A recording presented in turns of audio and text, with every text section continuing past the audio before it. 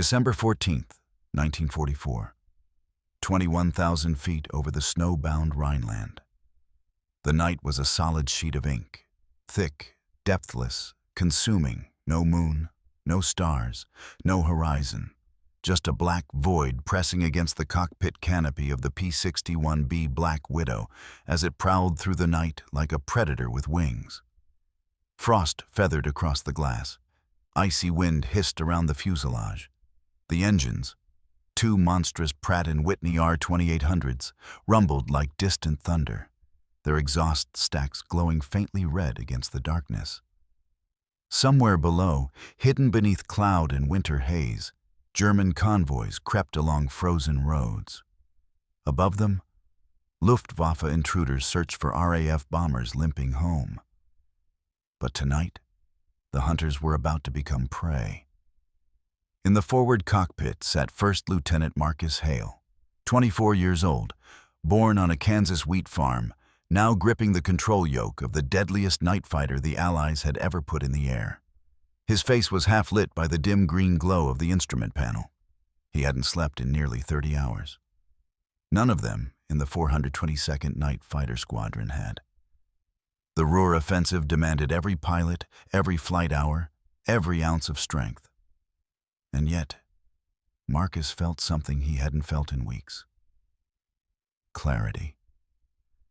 Behind him, up in the dorsal radar station, Tech Sergeant Robert Condiobois, Bobby Kellner, 27, leaned over the SCR-720 radar scope, the beating electronic heart of the Black Widow.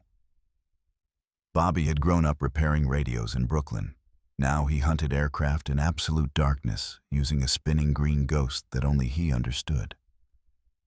Contact. Faint return. Bearing 097. Range 8 miles, he murmured. Voice low, controlled, steady. Marcus exhaled. There it was.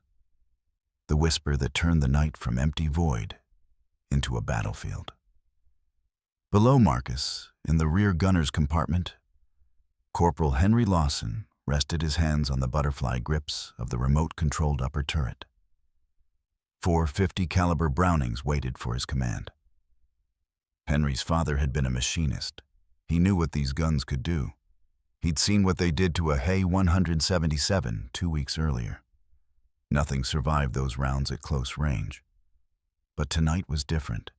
Tonight, they were entering the shadows, where the Luftwaffe believed they ruled without challenge.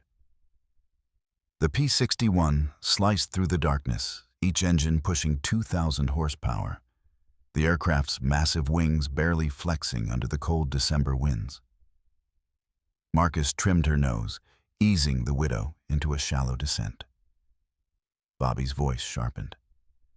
Contact steady. Looks like he's weaving. Probably a Ju-88 going home. Range 6 miles. He has no idea we're here. Marcus nodded, jaw tightening. German pilots still joked that the Black Widow was too slow, too heavy, too clumsy to catch them. They thought the Americans were bluffing about having true night radar. They believed that darkness still belonged to them. They were wrong. Let's close it, Marcus whispered.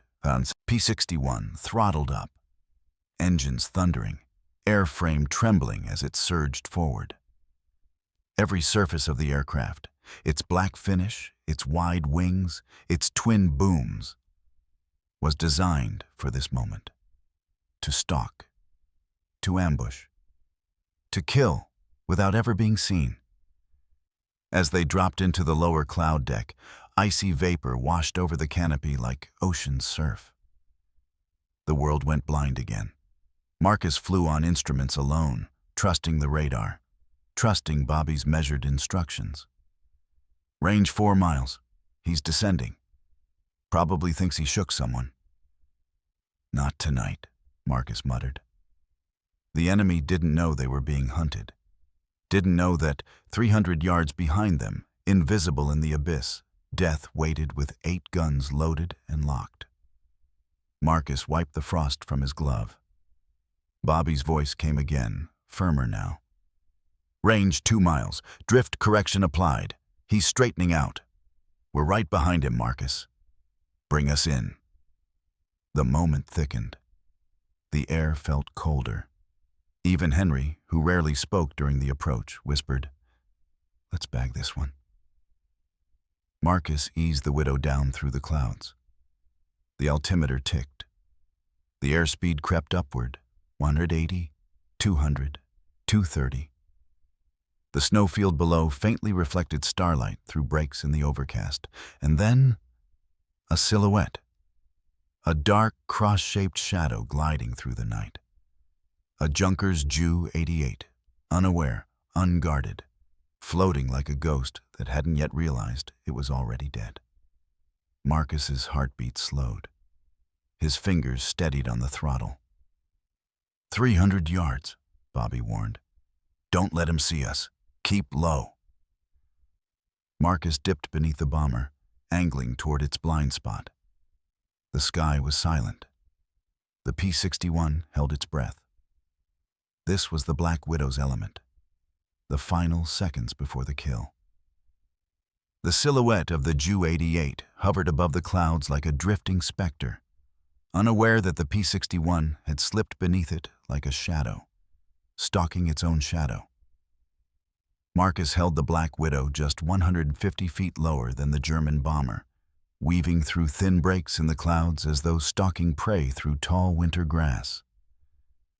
The January cold gnawed at the canopy, creating spiderwebs of frost that caught the faint glow of the instrument lights. Marcus kept one gloved hand on the throttle, the other feathering micro-corrections on the control yoke. Below him, nothing existed but darkness and drifting snow. Above him, a target that still believed it was safe. Inside that German aircraft, the crew chatted over the intercom, utterly oblivious. Their radar had been fooled by ground clutter. Their tail gunners scanned a pitch-black void and saw nothing but swirling darkness. The night, so often their greatest shield, was about to fail them in less than a heartbeat. Bobby's voice came low, tense, steady.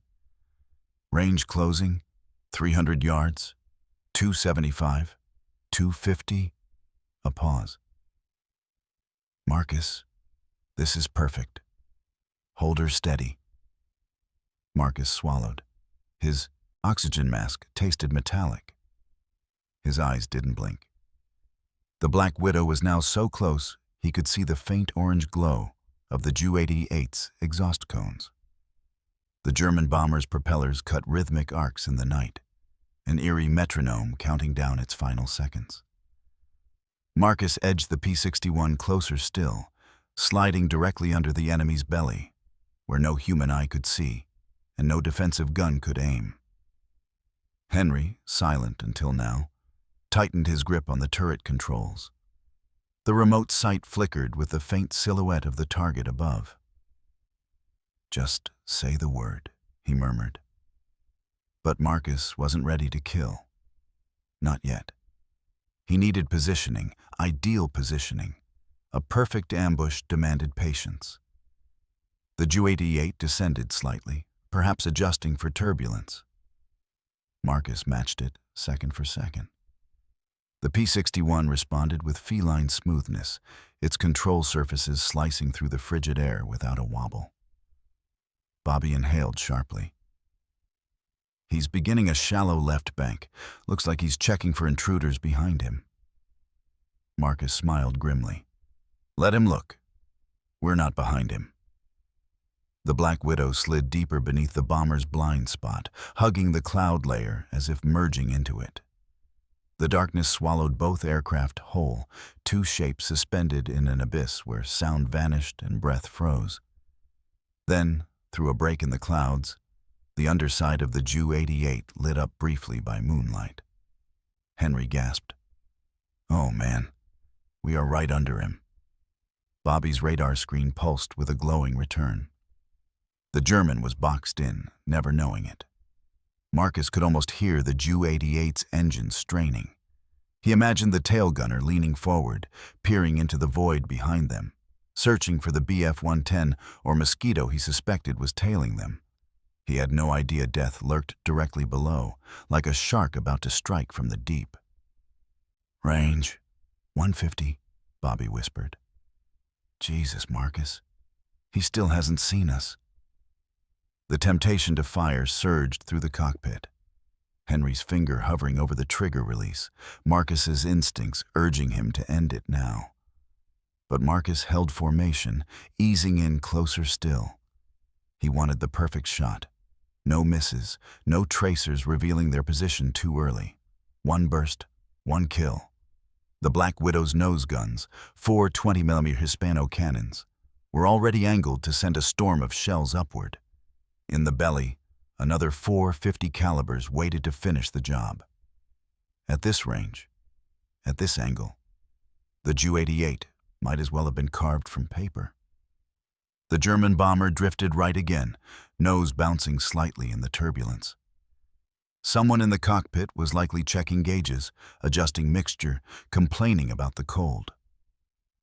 Marcus wondered if they thought they were going to make it home. They weren't. Bobby's tone tightened. 100 yards.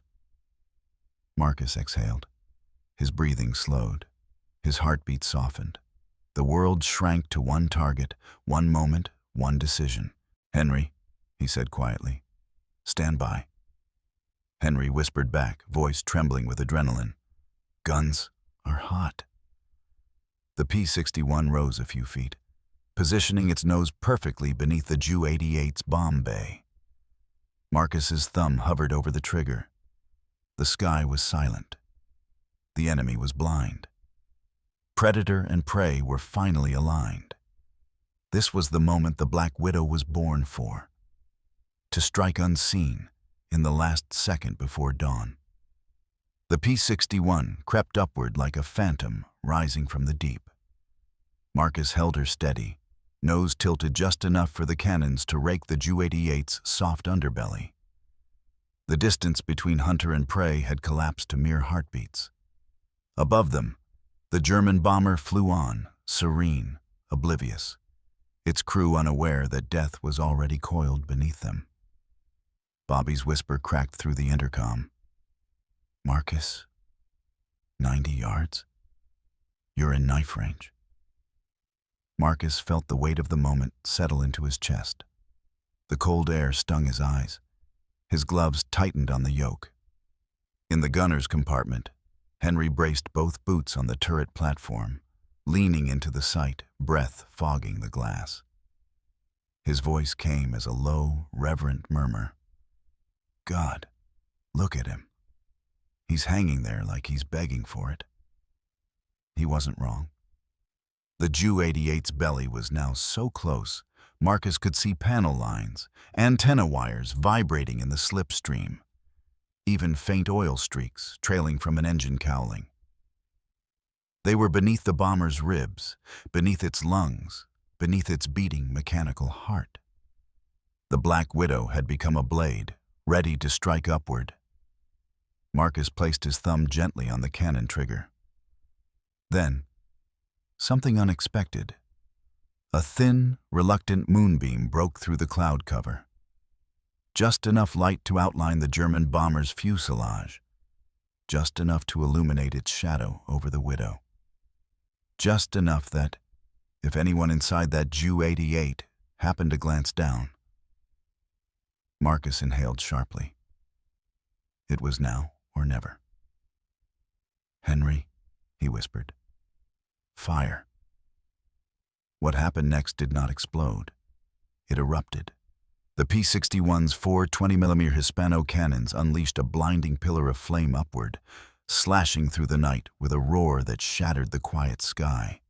Yellow-white streaks of tracer fire stabbed into the Ju-88's belly, ripping through fuel tanks, spar braces, bomb mounts, and hydraulic lines in the span of a single breath. The German bomber convulsed. A flash, then smoke. Then a geyser of flame that burst out of the wing root like a torch being lit. Henry didn't stop.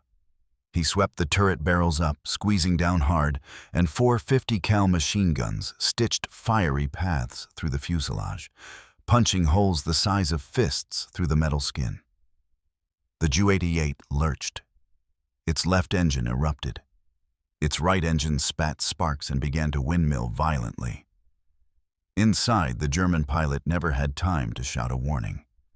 No tail gunner ever pulled a trigger. No evasive maneuver ever came. Black Widow had struck with absolute surprise, exactly as she was designed to do. Marcus felt the heat of the explosion through the glass. The bomber's wings shook as structural failure raced along the spars. The left wing snapped first, tearing away in a shower of flaming debris. The Ju-88 rolled violently, nose pitching downward in a death spiral. A single flickering orange glow marked where the crew compartment had been. Then it vanished into the cloud layer like a candle dropped into water. Marcus held his breath. Henry eased off the guns. Bobby watched the radar return collapse into static. Silence again. Absolute. Total. No celebration, no shouting, just 3 men breathing in the sudden stillness of a kill so clean, so abrupt, so final, it left the night feeling even darker than before. Marcus steadied the P-61, leveling out, letting the engines cool. The Widow purred. Its work done, its presence already fading back into the black. Henry finally broke the quiet, voice soft, not triumphant, almost somber. They never saw us, not even for a second. Bobby confirmed it, tapping the now empty radar screen. Not a trace, nothing. We stalked them the entire way. That's what this bird can do. Marcus looked out at the darkness ahead, the endless black expanse that swallowed everything. This night isn't over, he said quietly. Not by a long shot. Because behind the Ju-88 had been another blip. A second contact. A faster one. Climbing through the clouds. The Luftwaffe was coming. The radar scope pulsed again, one faint echo, high, moving fast, not drifting like a bomber, but slicing through the darkness with intent. Bobby leaned closer, breath fogging the inside of his mask, fingers adjusting the gain until the ghostly blip sharpened into something unmistakable. New contact, he said, tone shifting from analytical calm to a razor's edge of urgency. Speed's too high for a bomber, climbing through the overcast. Looks like a fighter, maybe a Ju-88C night interceptor or a 110. Henry inhaled sharply. That means he's hunting, same as we are. Marcus nodded, eyes narrowing. Let him hunt. Because this time the hunter wasn't hunting bombers, he was hunting them. Marcus rolled the P-61 into a shallow bank and fed power to the engines until the gauges trembled. The Black Widow surged forward, slicing into the cloud deck like a black spear. Snowflakes streaked past the canopy, glittering briefly before vanishing into the slipstream. The cockpit temperature dropped sharply. Frost crept across the inside of the canopy edges. The entire aircraft rattled as it cut through pockets of turbulence. But Marcus didn't flinch. This was where the Black Widow thrived. Inside the places no other aircraft dared go. Bobby's voice came through again, now tense, hushed, but controlled. He's weaving. Probably picked up chatter from the bomber we just splashed. Range. 3 miles. Marcus steadied his breathing. A German night fighter could tear them apart if he spotted them first. A Bf-110G4 with upward-firing Schrager music cannon could kill them in seconds. But he hadn't spotted them. He didn't know he was being stalked. Not yet. Henry braced himself again in the rear gunner's compartment, tightening his harness until it bit into his shoulders. His fingertips hovered over the turret grips, ready to pivot with a flick of his wrists. If this guy has jazz music guns, Henry muttered, we gotta stay below his belly. No way I'm letting him light us up. Marcus knew it too. The Black Widow's best tactic was to stay out of the enemy's field of view. Below for WWIIs, behind and below for BF-110s. Predators had blind spots, even predators of the night. The P-61 punched through another layer of cloud, emerging briefly into clear air. The stars reappeared, faint and diffused. The snow-covered Rhineland glowed dimly below, a ghostly patchwork of white and shadow. Then, there, a silhouette, a faint speck against the darkness. The enemy fighter. A twin-engine shape climbing hard, exhausts glowing dull orange. It was a Ju-88C-6, one of the Luftwaffe's most feared night hunters, built to ambush RAF bombers armed to the teeth with cannons and radar of its own. Marcus exhaled. This would not be as easy as the bomber. Bobby, can he see us? No, he's scanning ahead, probably expecting a bomber stream. We're invisible unless we silhouette ourselves. Marcus smiled faintly. Good, because we're about to disappear again. He nosed the Black Widow down, descending just enough to drop beneath the enemy's climbing path. The cloud decks swallowed them instantly. Moisture streaked across the canopy. The air pressure groaned against the hull. Henry's voice came through with a tense edge. He's right above us. I can feel it. And he was right. Marcus felt it too, a vibration, faint but distinct, from the turbulence in the Ju-88C's wake. They were now tailing a killer at knife range, hidden in complete darkness, guided only by Bobby's radar. Range, 1 mile, Bobby whispered. He has no idea. The moment twisted tighter. Predator stalking predator. 2 night hunters locked in a deadly waltz through cloud and shadow. Marcus raised the P-61 a few feet, angling into the German fighter's blind spot. We take him from below, he said, just like the first one. Henry steadied the turret. Bobby steadied the radar lock. Marcus steadied his breath. The Black Widow crept upward through the cloud like a phantom breaching the surface.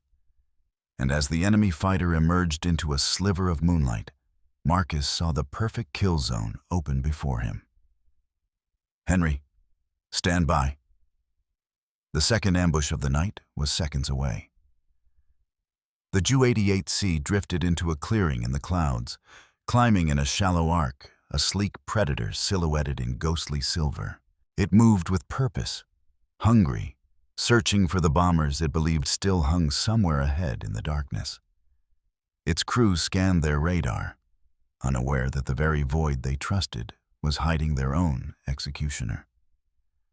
Marcus lifted the Black Widow into the opening behind them, easing the throttle until both Pratt and Whitney engines purred in lethal harmony. The Widow rose like a shadow that refused to obey gravity. The hunter was about to be hunted. Range closing, 800 yards, Bobby murmured. He still doesn't see us.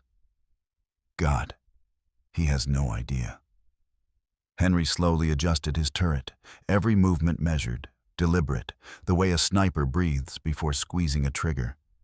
His crosshair floated over empty blackness until suddenly a shape materialized inside it. The German night fighter, clear as if it were framed in glass. Henry whispered, I've got him. Just bring us a little higher. Marcus replied with nothing. He simply eased the control yoke back almost imperceptibly. The P-61 rose another 20 feet, then 30, then 50, slipping directly into the German's vulnerable underbelly. The perfect angle to unleash hell. Inside the Ju-88C, the German radar operator stared at his scope, frustrated. Their Fugue 220 radar was picking up faint echoes, but nothing consistent. ground clutter, cloud scatter, static interference. None of them realized the interference was the Black Widow sitting almost directly below them, her radar washing them in pulses they mistook for atmospheric noise. Henry's breathing grew shallow. Bobby's voice lowered to a razor-thin whisper.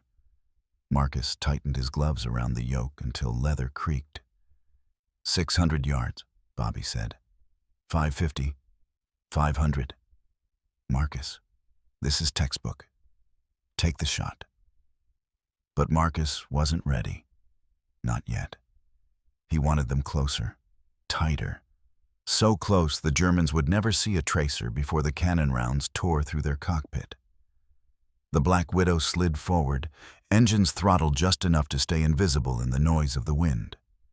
The German's exhaust glow brightened in Marcus's canopy. He could see the outline of the dorsal gun mount, the glint of metal along the fuselage, even the faint shimmer of frost on the wings. Everything slowed. Everything narrowed. Every sound in the cockpit fell away. Bobby's voice emerged quietly, almost reverent. 400 yards, 380, 350. Marcus, he's yours. A heartbeat. Then another. Marcus pushed the nose up a hair, just a hair, moving into the exact angle needed to rake the Ju-88C from engines to crew compartment. In the turret compartment, Henry squeezed the trigger. The night erupted. 4 50 cal machine guns spat molten fire upward, shredding the German fighter's belly before the crew even sensed danger. Every tracer felt like a glowing needle plunging into fabric, punching through aluminum, fuel lines, control cables, and ammunition bins. The Ju-88C bucked violently. Marcus immediately fired the nose cannons. 4 20mm shells slammed into the right engine cowling, tearing it open like paper. Flames burst outward, spinning away in a spiraling comet tail. The German pilot yanked his control column, trying to bank away. But the aircraft was already dying. Its right wing dipped, burning fuel spraying behind it in flickers of violent orange. Then came the scream. A sound no pilot ever forgets. Metal tearing itself apart at 300 miles per hour. The German fighter rolled left, struggling, fighting, trying to level out. But Henry kept firing, walking rounds up the spine of the fuselage until the dorsal section exploded in a blossom of shrapnel and flame. Inside the cockpit of the Ju-88C, everything became chaos. Warning lights, smoke, fire, disintegration. There was no time for a mayday, no time for a turn, just a final, helpless plunge. The burning fighter spiraled downward, disappearing into the cloud layer like a star falling into an ocean of black. Marcus pulled the Widow up, flames from the doomed German aircraft reflecting across his canopy. Henry finally eased off the turret, chest heaving. Bobby stared at the scope in disbelief. 2 kills, in one night, both without them ever spotting us. Marcus didn't smile. He didn't speak. He simply looked into the darkness ahead. The night still deep, still hungry, still full of shadows. And somewhere out there, more German aircraft prowled through the winter skies, convinced they owned the darkness. Marcus whispered into the mask. Not tonight. The clouds thickened until the world became a swirling gray tomb. The P-61 sank into it like a diver into deep water. Visibility gone, horizon gone, stars gone. Only the hiss of wind over the canopy and the low hum of the engines remained to anchor Marcus to reality. And then Bobby stiffened. There's another one. Henry groaned. You've got to be kidding. But Bobby wasn't kidding. A new contact had appeared on the SCR-720. Not a lazy drift. Not a bomber lumbering home. This one was moving irregularly, climbing one moment, diving the next, weaving like a frightened animal through the dark. Range 9 miles, Bobby whispered. Altitude all over the place. Could be a WWII recon bird, or a lost night fighter trying to find his group. Henry muttered, if he's weaving like that, he's spooked. He knows something's stalking the skies. Marcus nodded. And he's right. But this time, the prey was dancing. The radar return flickered, faded, reappeared. The German pilot was jerkily changing altitude, ducking into clouds, leveling off, then diving again. He wasn't running from them. He was running from the night itself. The Black Widow accelerated, pushing 270 km/h as Marcus sliced through the gray layers. Moisture streamed along the fuselage. Turbulence rocked the wings. But Marcus stayed locked on Bobby's calls. 8 miles. 7.5. 7. He's trying to lose us in the soup. The WWII zigzagged. Marcus followed. Blind. It was a silent duel of patience, instrumentation, and nerve. No guns, no visuals. Just 2 aircraft weaving through a midnight labyrinth carved from cloud and fear. The crew of the WWII had no idea a radar-equipped predator was tracking their every move. They thought they were escaping the British, or American flak, or maybe just their own nerves. They didn't know the only thing behind them now was inevitability. Minutes passed, then more minutes. The hunt stretched on, 15 minutes, 17, 20, a slow, tightening noose. Range 2 miles, Bobby said quietly, almost amazed. Marcus, he keeps trying to shake a ghost he can't see. This poor guy doesn't stand a chance. Henry's voice cracked with exhaustion. Just tell me when he pops out of the clouds. I'll handle the rest. But the German pilot was making it as hard as possible. The WWII dropped into a steep dive. Marcus followed, engines screaming.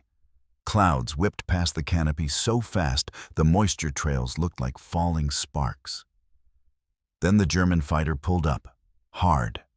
Marcus cursed and yanked the yoke back, muscles straining, the P-61 groaning under the sudden G-load. The altimeter spun crazily. The artificial horizon tilted, leveled, tilted again. But Marcus held the line.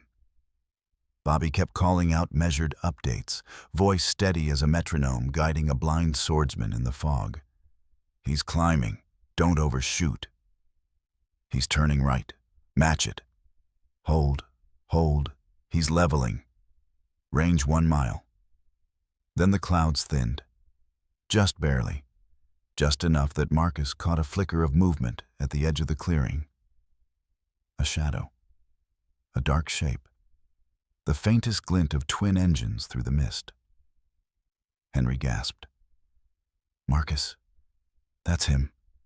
He's right in front of us. But Marcus didn't rush it.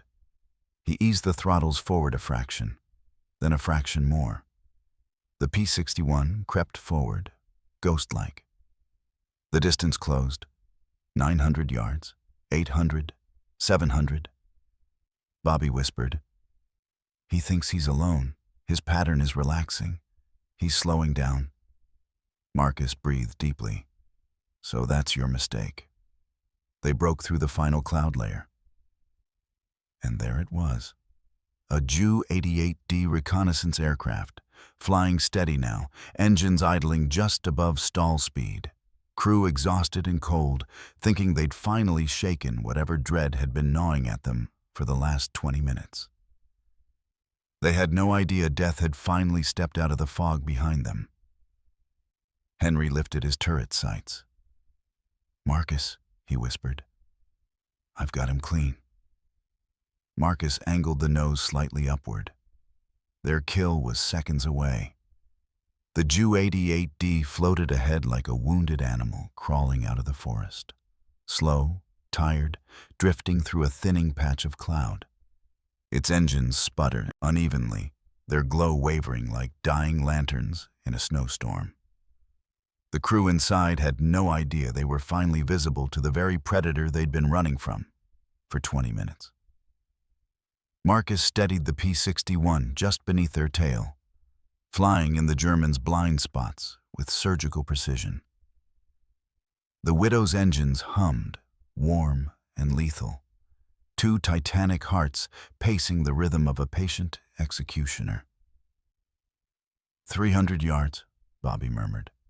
He's completely unaware. This is perfect, Marcus.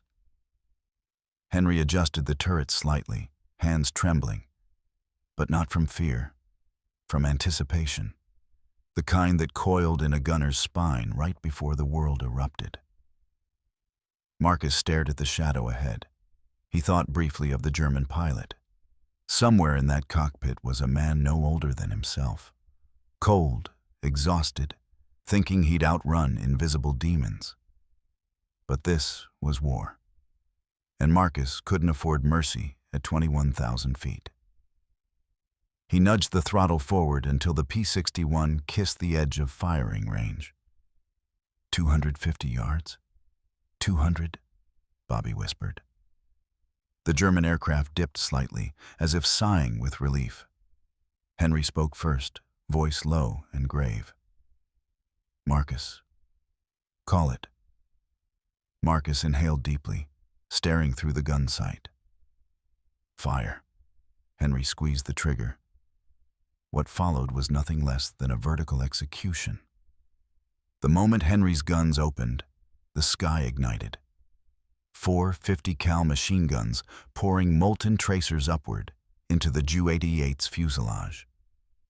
The rounds punched through aluminum with wet, tearing sounds, spraying fire and fragments into the night. The German aircraft jolted violently as rounds tore through its belly, ripping open fuel lines and shattering radio equipment. A cascade of sparks rained downward like a comet tail. Then Marcus unleashed the nose cannons. 4 20mm shells erupted from the P-61's nose in a blistering roar, hammering into the right engine and cockpit section. A brilliant fireball erupted as the cowling disintegrated, sending flaming shrapnel arcing across the night sky. Inside the Ju-88, terror finally hit. A panicked voice crackled over German intercom. But it was already too late. The reconnaissance aircraft bowed forward, bleeding smoke, left engine coughing violently. The right engine was already dead, engulfed in flame. A gaping wound tore across the belly, structural failure spreading along the wing root. Marcus saw the German pilot try to roll right, trying to level out, trying to dive, trying to do something. But the airframe wouldn't obey. "Henry, finish it!" Marcus yelled. Henry pivoted the turret and stitched a final burst across the cockpit. The canopy exploded outward, spraying shattered glass. A gout of fire burst from inside the crew compartment. The Ju-88 tilted nose down, slowly at first, like a giant bowing to an unseen king. Then gravity seized it. The reconnaissance bomber rolled into a spiraling plunge, one wing shearing off as fire consumed its innards. The blaze created a burning corkscrew of orange and red as it vanished into the cloud layer below. A faint explosion thudded through the clouds moments later. Then silence. Total, absolute silence. Marcus exhaled slowly, realizing he'd been holding his breath. Bobby leaned back in his seat, overwhelmed by the surreal simplicity of it all. "That's 3 kills. In one night," he breathed. "All radar intercepts. 0 visual detection." Henry slumped in his harness, sweat freezing instantly along his brow. This damn bird, it's like fighting with the devil on your side." Marcus didn't say a word. He simply stared into the void. into the clouds, swallowing the last embers of the German aircraft. Then he said quietly, "We're not done. Not until every man gets home." He scanned the dark horizon. The radio buzzed faintly. Somewhere far to the west, Allied bombers were still limping home through flak and night fighters. The Black Widow turned its nose toward them. Hunting season wasn't over. The P-61 banked west, engines rumbling with a deep, resonant growl that echoed across the frozen Rhineland sky. Below, the snow-covered countryside flickered with the distant glow of fires. Burning fuel dumps, shattered rail lines, ruptured convoys. Above, the last remnants of cloud drifted like torn curtains, revealing slivers of starlight. Marcus steadied the aircraft, letting it settle into a protective patrol arc. 3 kills marked the night, but the mission wasn't over. Not as long as Allied bombers still stumbled home through the gauntlet. In the dim green glow of the cockpit, Marcus checked fuel levels, low but manageable. Ammunition, half expended. Engines, holding, though the port engine was running a bit hot from prolonged high-power maneuvers. Behind him, Henry exhaled slowly, still shaking from adrenaline. 3 down, he muttered, almost in disbelief. All of them blind. "Bobby, tell me this is real." Bobby didn't answer immediately. He sat motionless, one gloved hand resting on the warm metal rim of the radar console. The SCR-720's screen rotated its sweeping beam in perfect rhythm, searching the void for threats. Finally, he said, "Those Germans picked the wrong night to trust the dark." Marcus allowed a faint smile beneath his oxygen mask, but only for a second. The radio crackled to life, faint but urgent. "Any night fighter. This is Cloak Leader. Taking fire. Multiple aircraft. Position. 20 miles east of Liege. Need cover." Marcus tensed. That call sign belonged to a damaged B-26 formation trying to limp home. Henry straightened instantly. "Marcus, tell me we've got enough left for one more." Marcus opened the throttle. "We've got enough." The Black Widow surged forward, engines roaring as the aircraft knifed through the night toward the distress call. Snow swirled across the canopy like sparks against a blast furnace. Bobby leaned in over the radar screen. "Contact cluster, 3, maybe 4 bogies. Hard to tell in the clutter. Fast movers. Could be 110s. Could be 88s. Henry muttered, "Or sharks smelling blood." Marcus nodded grimly. "Then we're the bigger shark." The P-61 descended slightly, trading altitude for speed. The airframe vibrated, cutting through layers of cold density. The altimeter ticked down, 19,000 feet, 18,000, 17,200. Then Bobby's voice sharpened like the click of a bolt sliding into a chamber. "Marcus, got him. 4 contacts, 2 tailing the B-26s, 1 climbing above, 1 trying to flank left." Marcus's pulse steadied. "Vectors?" Bobby rattled them off like a man reading the future. Marcus turned the Black Widow into the wind, nosing toward the bomber formation. Off their left wing, the silhouetted shapes of 3 B-26 Marauders limped home, flames trailing from one engine, formation ragged and bleeding altitude. And swarming behind them, shadows, predators. German night fighters diving in and out of cloud cover like wolves circling wounded prey. Henry clenched the turret grip so tightly his gloves creaked. "Jesus, they're going to tear those Marauders apart." "Not if we hit them first," Marcus said. He pushed the throttles forward until both engines screamed. The P-61 leapt ahead, closing the distance like a black arrow loosed from a bowstring. The first German fighter, a Bf-110G, peeled off the Marauder's tail to set up another gun run. He never got the chance. Marcus lined up the shot, eyes narrowing through the shaky silhouette. "Marcus, you're in range," Bobby whispered. "Henry, take him." Henry squeezed the trigger. 450 cals erupted, stitching a glowing line across the night into the 110's left engine. Sparks burst outward. Flames spiraled. The fighter lurched violently, one wing tearing free, like shredded parchment. It flipped, rolled, and vanished downward in a screaming dive. The second German fighter banked hard left, trying to escape, but Marcus tightened the turn, pinning him inside the Widow's tightening arc like a hawk trapping prey inside its shadow. He fired the nose cannons. The 20mm shells smashed into the German fighter's tail, severing the control surfaces. The aircraft pitched upward, then fell backward in a ragged stall before exploding against the black sky. The third fighter dove through a cloud pocket, trying to break radar lock, but Bobby was already calling the correction. Marcus rolled inverted, dropped through the same cloud, and emerged behind the fleeing silhouette. Henry's guns roared once more. The third fighter disintegrated in a fiery blossom. Silence returned slowly. The sky calmed. The last German contact fled into the night, refusing combat.